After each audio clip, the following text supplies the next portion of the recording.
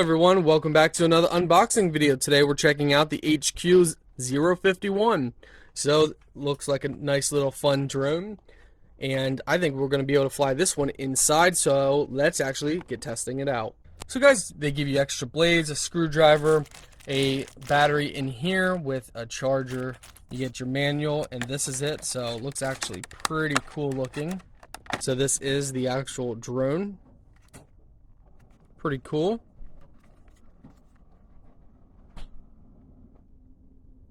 Battery goes inside here.